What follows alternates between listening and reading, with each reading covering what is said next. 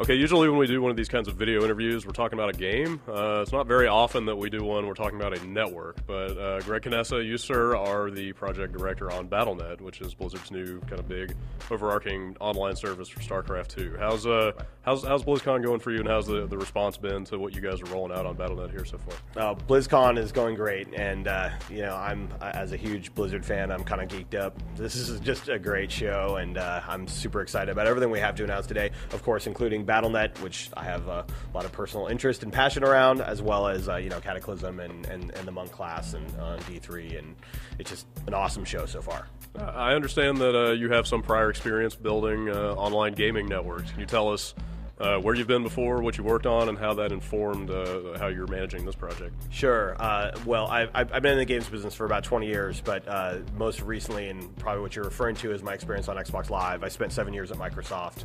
Most of that is on Xbox and Xbox Live, and I was the creator of Xbox Live Arcade, one of the executives on the Xbox Live team for Xbox 360. So that's probably what you're referring to. Yeah. Well, what's the kind of the one big thing? What's the theme that sticks in your mind from that experience that you've taken over and kind of used in this one? Oh, I'll tell you, my experience on Xbox Live, I use every single day in my tenure at Battle.net here, and many aspects of what we're doing is very similar to what we did on Xbox Live. But I'll tell you, one of the key things that differentiates what we're doing with Battle.net from something like Xbox Live is really the fact that we can create a service that's not bound or constrained by being a platform. So, we are creating a platform, but we're creating a platform specifically around Blizzard games. At Xbox Live, of course, we had I'm very proud of what we did there, and there were a lot of people, very smart people that worked really hard to make that the success that it is today. But it ultimately is a platform that had to serve, Call of Duty and Lego Star Wars and Bejeweled and lots of other games in sort of a common set of features.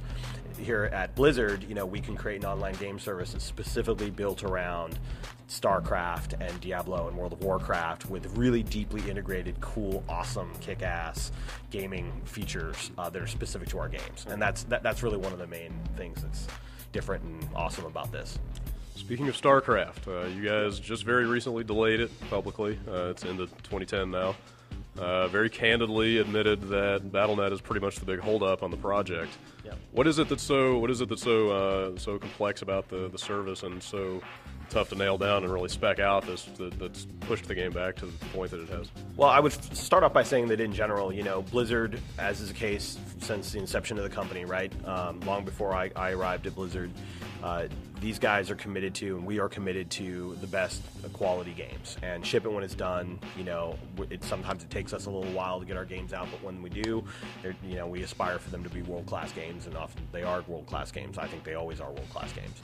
It's no different with an online game service. An online game service, like the size and scope and magnitude of what we announced today, which is, at least as complex as Xbox Live, it takes a while to develop. It's a very complex project, and so we want to make sure that all the pieces are in the right place, and since it's deeply tied to and integrated with StarCraft 2 and Battle.net need to launch together, and so we need more time to make sure that that's a world-class experience, and that's what we're doing.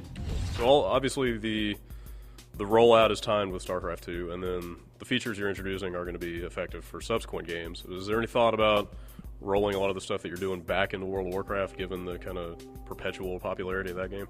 Well, right. There has been a lot of thought put into that, and we don't have anything real specific to announce today with regard to that beyond what Rob talked about today, which is the first step, which is this, the real ID system and the cross-game communication, cross-game and cross-realm. So World of Warcraft to World of Warcraft and then World of Warcraft to StarCraft 2 level. That's our first step. We'd like to do much more.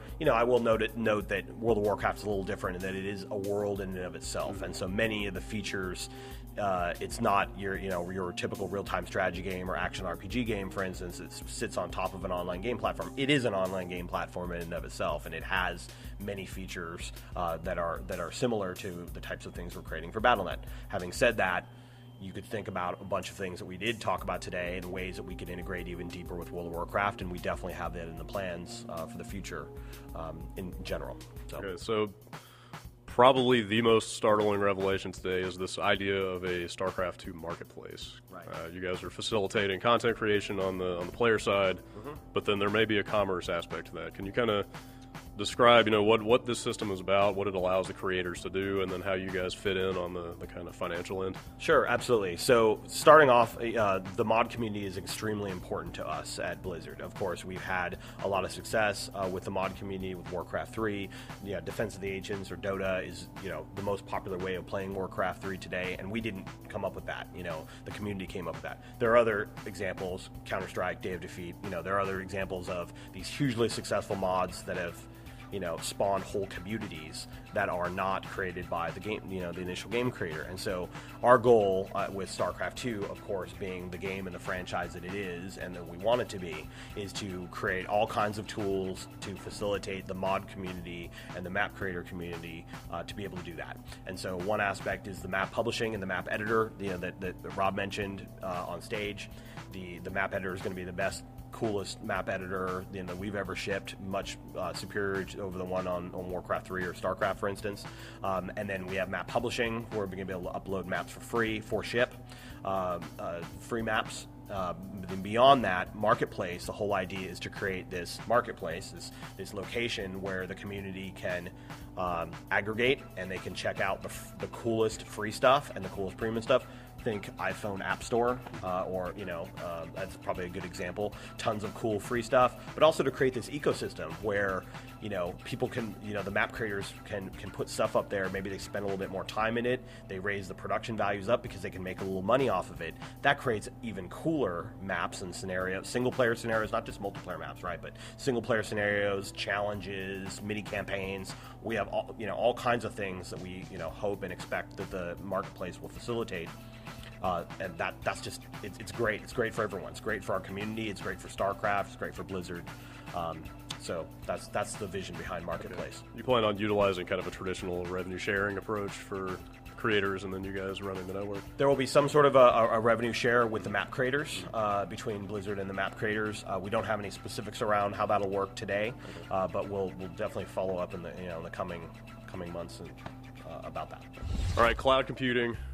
Big buzz phrase, it's one of those kind of hot buttons that people love to throw around right now. You guys are using it, but you didn't go into a lot of detail on the panel today about what that will entail in the StarCraft context. I mean, there's some mission progression stuff, but can you fill us in on any kind of details or clarity beyond that? Sure. Well, I mean, it's one of the key tenets of the always connected experience that we talked about on stage today for Battle.net is the persistence of your character. You have your character's persistent, it goes with you.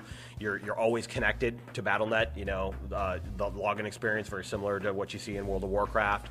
One key benefit you get there, in addition to your friends list and all the other things we were talking about with the persistent character, is this concept of cloud storage. And so you have a certain amount of space that's tied to your Battle.net account and your character, and there's really three areas where you see it. The first one is your save game storage on your campaign mode. So if you play a game in a game room and you make some progress, you go from mission 4 to mission 6, and then you log off and you log in back home, you're going to be at mission 6 because it saves up to the cloud. The second area is maps, which we talked about a little bit with map uploading and publishing. So you're able to upload your maps. You have a certain amount of space, and you'll be able to upload maps and publish maps to the community. And the third, which we don't know if it'll be there for ship or immediately after ship, will be replays. So we'd like to eventually, create a system where you can upload replays. Certainly, if you're in the pro league, at least, we'd like you to be able to share your replays out, and then eventually for everybody. That won't be there for ship, but it's definitely something we'd like to do post. So when the StarCraft 2 beta finally starts, is it accurate to say that that's going to be a beta test of Battle.net as much as it is, the kind of nitty-gritty game balance of StarCraft 2? Absolutely. Battle.net is, the online game service that StarCraft sits on, and you can't do multiplayer StarCraft beta testing without having Battle.net there. So you'll definitely be beta testing Battle.net. Aspects of Battle.net. It may not be all there at ship, but all of the critical features will be there for the beta. All the critical features will be there for the beta. So as this is such an important platform for you guys going forward, do you let that beta run as long as you can just to make sure that service is on point? Or obviously the release of this product in particular has got to take precedence at some point. Where's the kind of terminator there? Yeah, it's a hard question to answer. I mean, obviously, we're going, it's in our interest to, beta test Battle.net and beta test StarCraft 2 and get lots of feedback from the community, make sure the service is working well. That's a goal for us. We also, would like to ship the game. So, we're not just going to keep running it forever.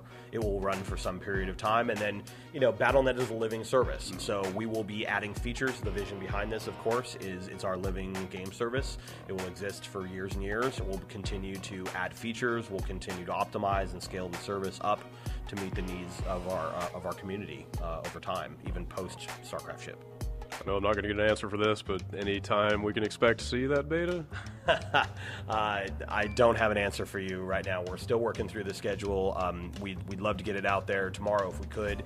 It won't be tomorrow, but we'll get back to you guys. So maybe the day after tomorrow is what you're saying? Definitely not committed to that. All right, I'm going to hold my breath. Right. Yeah.